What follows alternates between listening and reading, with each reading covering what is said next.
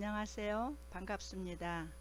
오늘은 이상심리학에서 마지막으로 제15장 파괴적 충동 조절 및 품행장애에 대해서 공부하기로 하겠습니다.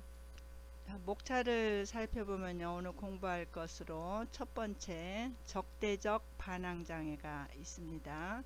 두 번째로 간헐적 폭발장애가 공부할 거고요. 세 번째로 품행장애가 있습니다. 파괴적 충동 조절 및 품행장애는 감정과 행동에 대한 자기 조절의 문제를 수반하는 상황을 포함합니다.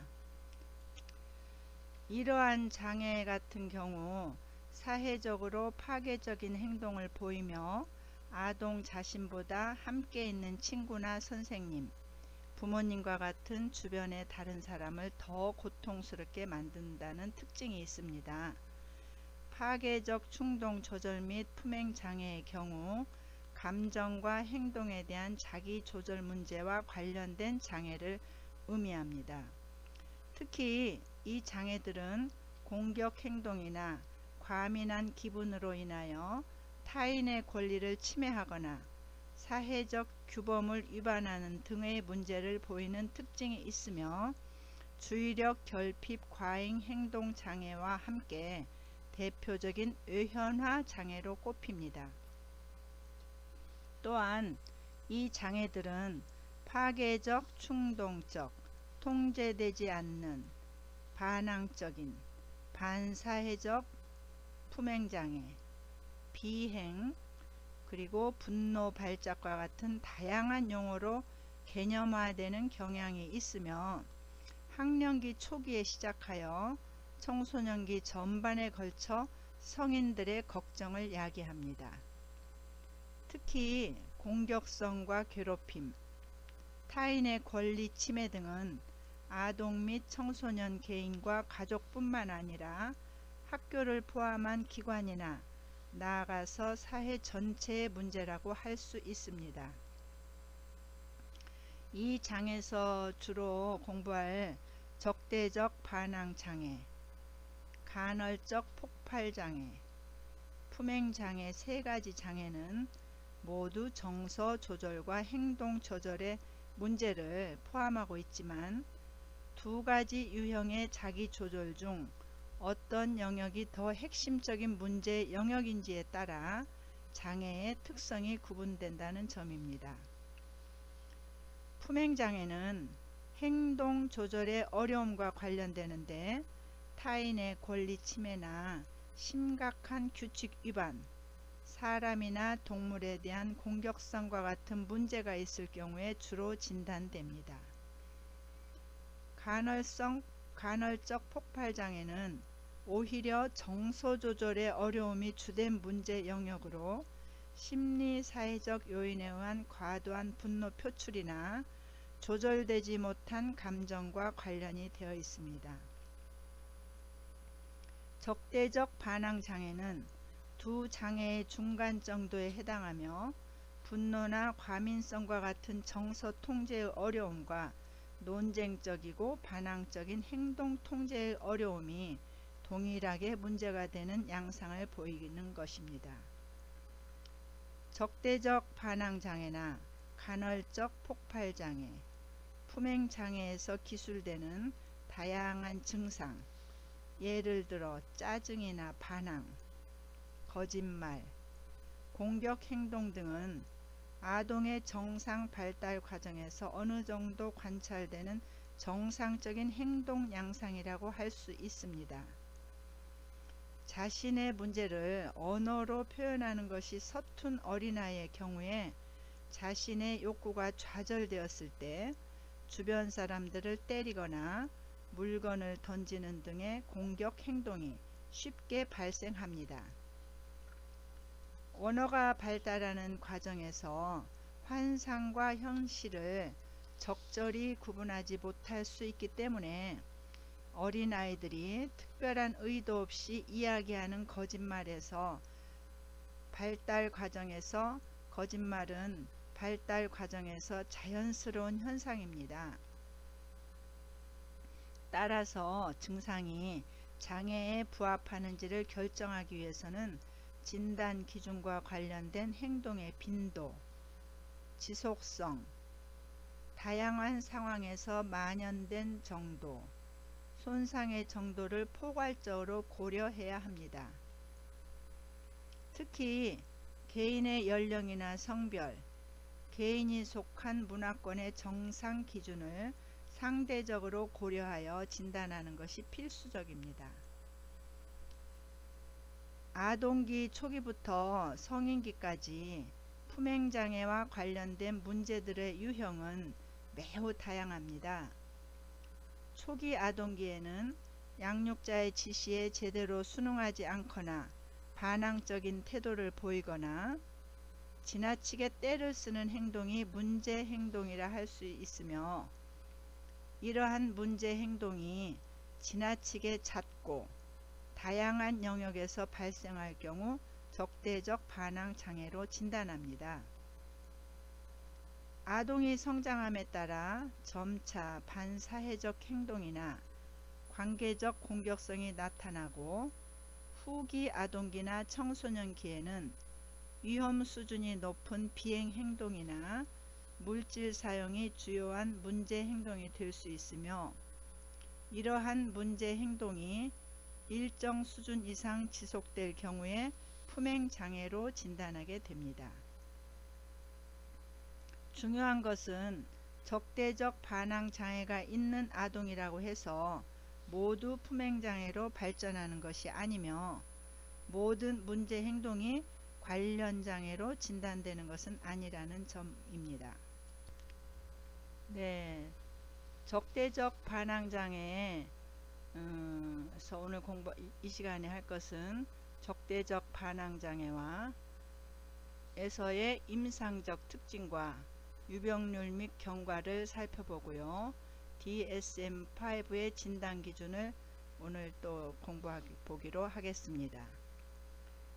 적대적 반항장애 진단 기준에서 A 항목에 분노, 과민한 기분, 논쟁적이고 반항적 행동 또는 보복적인 양상이 적어도 6개월 이상 지속되고 다음 중 적어도 4가지 이상의 증상이 존재합니다.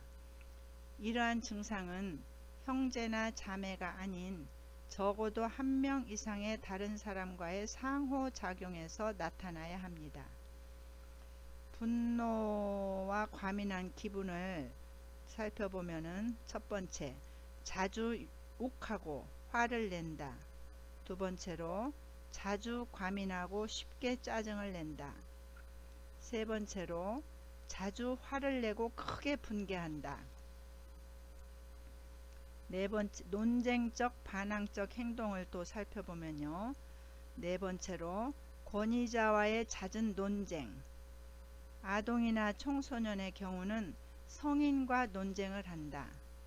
다섯 번째, 자주 적극적으로 권위자의 요구나 규칙을 무시하거나 거절한다. 여섯 번째로, 자주 고의로 타인을 귀찮게 한다. 일곱 번째, 자주 자신의 실수나 잘못된 행동을 남의 탓으로 돌린다. 보복적 특성을 살펴보면요. 여덟 번째로, 지난 6개월 안에 적어도 2차례 이상 악의에 차 있거나 앙심을 품는다. 이때의 주의점은 진단에 부합하는 행동의 지속성 및 빈도는 정상 범위 내에 있는 행동과 구별되어야 하고요. 다른 언급이 없다면 5세 이하의 아동인 경우에는 최소한 6개월 동안 거의 매일 상기 행동이 나타나야 합니다. 그리고 5세 이상의 아동인 경우에는 6개월 동안 일주일에 최소한 1회 이상 상기 행동이 나타나야 합니다.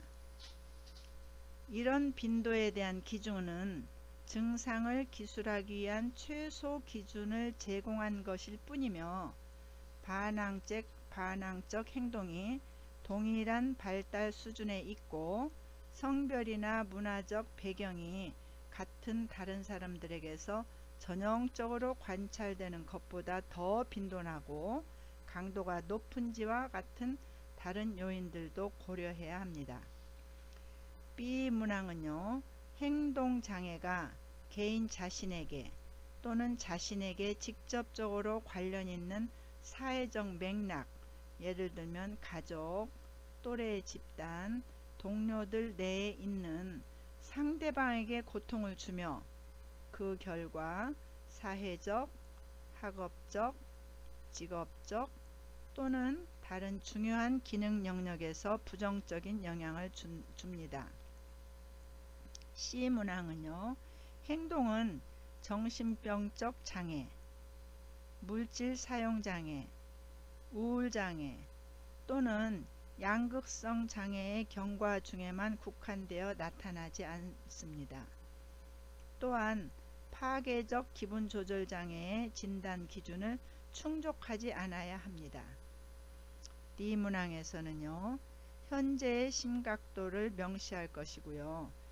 현재의 심각도는 경증, 중등도, 고도로 나누는데 경도는 증상이 한 가지 상황일 경우, 즉 집, 학교, 직장, 또래 집단에서만 나타나는 경우입니다. 중등도는 증상이 적어도 두 가지 상황에서 나타나는 경우를 말합니다. 고도는 증상이 세 가지 이상에서 나타나는 경우를 말하고 있습니다. 이상과 같이 DSM-5의 적대적 반항장애의 진단 기준을 알아보았습니다. 가장 핵심적인 임상적 특징은 어른들과 논쟁을 하고 신경질을 부리고 쉽게 화를 낸다는 것입니다. 어른들의 지시에 복종하지 않고 규율을 따르지 않으며 이러한 행동은 어른들을 화나게 해서 오히려 더 부정적인 반응을 야기하기도 합니다.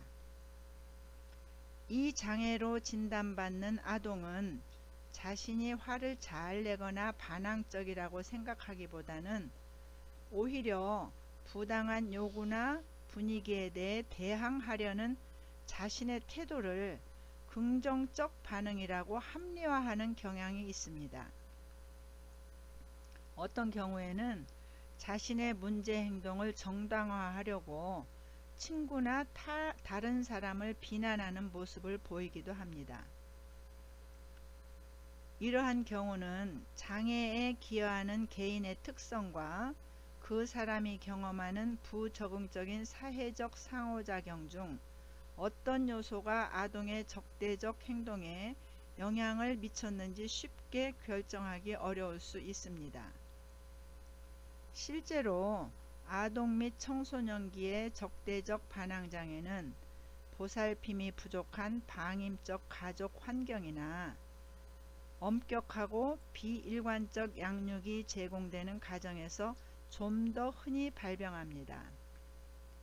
방임이나 학대와 같이 열악한 조건에서는 이러한 태도가 오히려 아동에게 보호적 요소가 되었을 수 있기 때문에 임상적으로는 아동의 환경적 영향을 감소시키는 데 초점을 맞추어 작업해야 할 것입니다.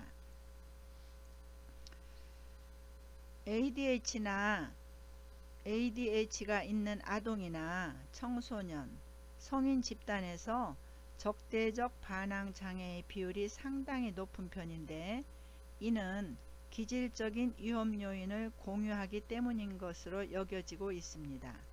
즉, 과민한 기질, 높은 정서 반응성이나 낮은 좌절 인내력은 ADHD와 적대적 반항 장애가 유사하게 공유하는 기질적 취약성입니다.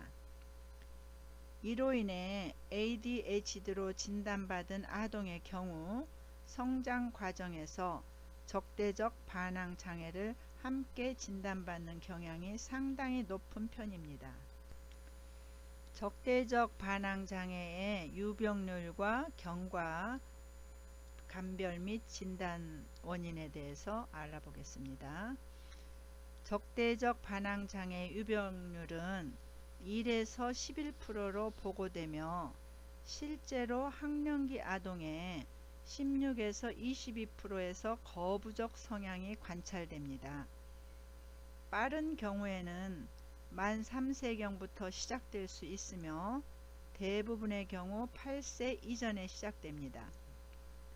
사춘기 이전에는 남아에게 많지만 사춘기를 지나면 남녀의 유병률은 거의 비슷해집니다. 대부분 첫 증상은 취약 전에 나타나며 청소년기 이후에 첫 발병하는 경우는 매우 드뭅니다. 까다롭고 예민한 기질을 지닌 아동이 짜증과 분노 발작이 지속될 경우에 여아는 적대적 장애로, 남아는 품행 장애로 진단되는 경향이 많다는 보고도 있습니다. 발달적으로 적대적 반항 장애가 품행 장애보다 먼저 나타나며 아동기에 적대적 반항 장애가 발병했을 경우에 성장 과정에서 반사회적 행동, 충동 조절 문제, 물질 남용, 불안 및 우울 등 다양한 정서적 어려움을 경험하게 될 가능성이 높습니다. 장애가 만성화될 경우에 거의 대부분 대인관계에서 문제가 발생하며 친구도 없고 학교 생활에 문제가 발생합니다. 지능은 정상적이나 학업 성적이 나쁜 경우가 많습니다. 대개 좌절되어 있고 열등감이 있으며 우울하고 참을성이 적습니다. 청소년기에는 술이나 정신활성 물질을 남용하기가 쉽습니다. 또한 자주 품행장애나 기분장애로 발전되기도 합니다.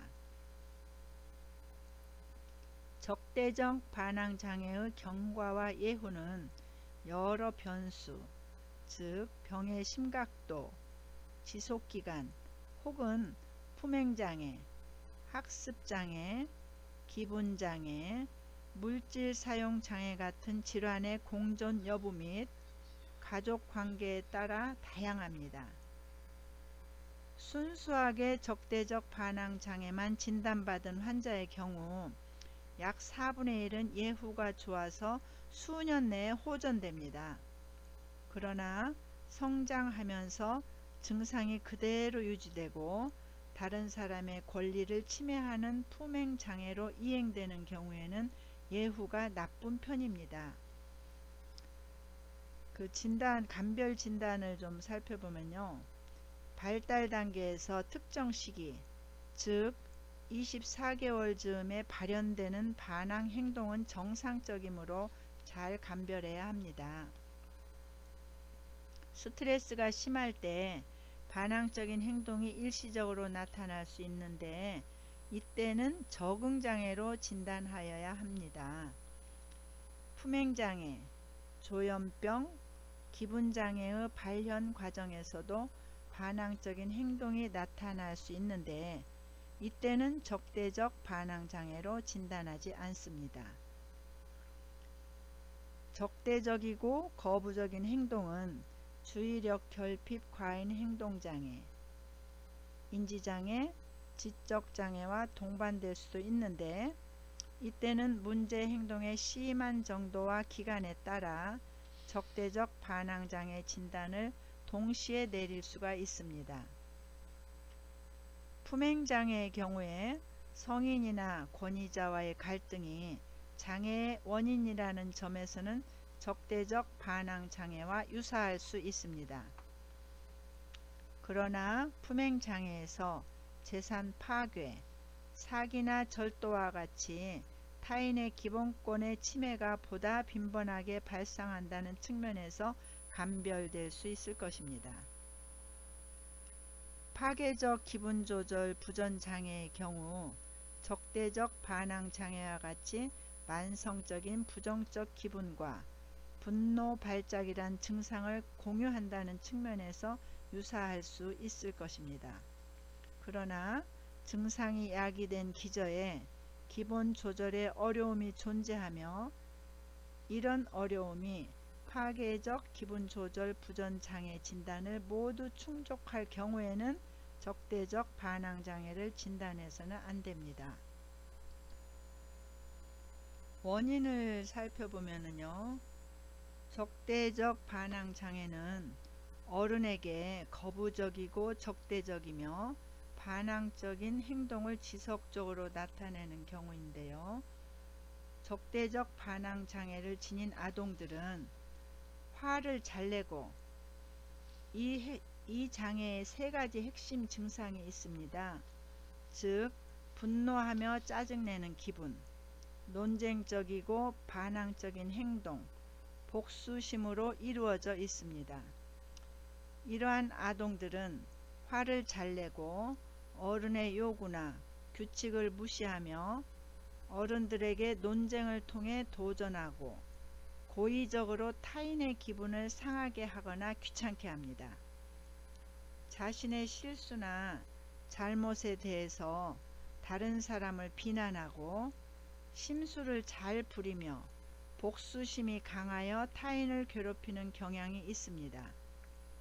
이러한 여러가지 반항적 행동들이 6개월 이상 지속되어 학교나 가정에서 많은 문제가 생기는 경우에 적대적 반항 장애로 진단되고요.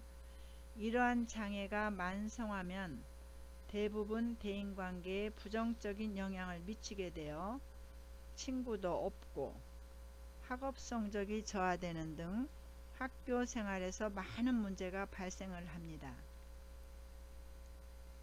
이런 문제를 지닌 아동은 대부분 우울하며 열등감이 있고 참을성이 적습니다. 청소년기에는 알코올, 담배, 흡입제 등을 남용하기 쉬우며 품행장애나 기분장애로 발전되기도 합니다. 학령기 아동의 16에서 22%가 이러한 반항적 성향을 나타낸다고 합니다. 빠른 경우에는 3세경부터 시작될 수도 있으나 전형적으로 8세 이전에 시작되며 청소년기 이후에 시작되는 경우는 드뭅니다. 이 장애는 사춘기 이전에는 남성에게 많으나 사춘기를 지나면 남녀 비율이 비슷해지고 여자 아동은 적대적 반항 장애로 남자 아동은 품행 장애로 진단되는 경향이 많다는 보고도 있습니다. 적대적 반항 장애의 원인은 잘 밝혀져 있지 않으나 부모와 자녀 간의 갈등이 중요한 역할을 하는 것으로 보입니다. 이 장애를 지닌 아동의 부모는 대부분 권력, 지배, 자율에 관심이 많습니다. 기질적으로 자기 주장과 독립성이 강한 아동에게 지배 성향이 강한 부모가 일방적으로 아동의 행동을 힘이나 권위로 과도하게 억제하려는 경우에 부모와 자녀 간의 투쟁 과정에서 아동은 적대적 반항 장애를 나타낼 수 있습니다. 아동기 후기나 청소년기는 부모에 대한 과잉 의존에서 벗어나 자율성을 키우고 자기 결정권을 강화시키는 시기로서 외부적 압력이나 제한에 대해서 반항적이고 적대적인 행동을 나타내기 쉬운 발달 단계입니다. 적대적 반항 장애를 배변 훈련 과정에서 부모와 자녀가 힘겨루기를 하는 일종의 학문기적 문제라고 보는 정신분석 학자도 있습니다. 행동주의적 입장에서는 적대적 반항 행동이 가족 내에서 모방학습을 통해 습득되고 조작적 조건 형성을 통해 강화될 수 있다고 주장합니다. 즉, 집요한 반항 행동이나 적대적 논쟁 행동은 자신의 요구를 관철시키거나 부모의 요구를 철회하게 하는 등의 보상적 결과를 통해 강화될 수 있습니다. 적대적 반항장애는 성장하면서 자연적으로 사라질 수도 있지만 부모나 교사와의 관계를 악화시킬 뿐 아니라 교우 관계나 학업 성취도를 저하시키고 품행장애나 기분장애로 발전될 수 있는 위험성을 지니고 있습니다. 따라서 장애의 정도가 심한 경우에는 개인 심리치료를 받게 하는 것이 좋습니다. 치료자는 아동과 좋은 치료적 관계를 형성하고 아동의 욕구 불만과 분노감을 잘 수용해 줄 필요가 있습니다. 아울러 자신이 원하는 바를 효과적으로 실현할 수 있는 적응적 행동을 습득시키고 강화해 주는 것이 중요합니다. 그리고 이러한 치료 원칙을 부모에게 이해시키고 아동을 대하는 태도를 변화시켜 좀 더 효과적인 부모-자녀 의사소통과 관계 개선이 이루어지도록 유도하는 것이 필수적입니다. 적대적 반항장애의 원인을 요약해서 말씀드리자면 정상적인 발달 과정에서 아동의 반항적 행동은 18에서 24개월 사이에 절정에 달합니다. 이 시기의 아동은 자기 주장을 고집하고 작은 일에도 화를 내고 성질을 부립니다. 그래서 무서운 2살이라고도 합니다. 이런 자기 주장과 타인에 대한 거부적 행동은 아주 어릴 때는 정상적인 것입니다. 기존의 규범과 가치에 대해 반항하는 과정에서 아동은 자율성, 주체성, 내적 기준과 자기 조절을 확립해 나가는 것입니다.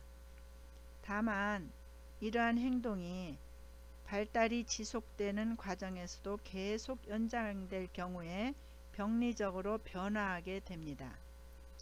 특히 높은 정서 반응성이나 낮은 좌절 인내력과 같이 정서 조절 문제와 관련된 기질적 요인들은 적대적 반항 장애를 예측하는 요인이 됩니다. 적대적 반항 장애와 관련된 가족력은 뚜렷하게 발견되고 있지 않으나 부모에게 반사회성 성격 장애와 약물 남용 같은 문제가 있을 확률이 일반 인구에서 보다 높은 편입니다. 적대적 반항 장애 아동의 부모들은 대부분 원래부터 권력, 지배, 자율에 지나치게 관심이 많다고 합니다. 즉, 지나치게 엄격하거나 비일관적, 방임적 양육을 하게 될 경우에 부모의 양육 방식은 장애 유발에 중요한 역할을 하는 것으로 보입니다. 기질적으로 자기 주장이 강하고 좋아하는 것을 강하게 표현하며 독단적인 성향이 있는 아동에게 부모가 자신의 필요에 의해서 아동의 행동을 힘이나 권위로서 억제하려 하면 투쟁이 일어나고 적대적 반항 장애로 발병됩니다. 아동은 과잉 의존을 피하고 자율성을 지키며 자기 결정권을 확립하려는 것입니다. 잠시 후 2교시에서 계속 이어지겠습니다.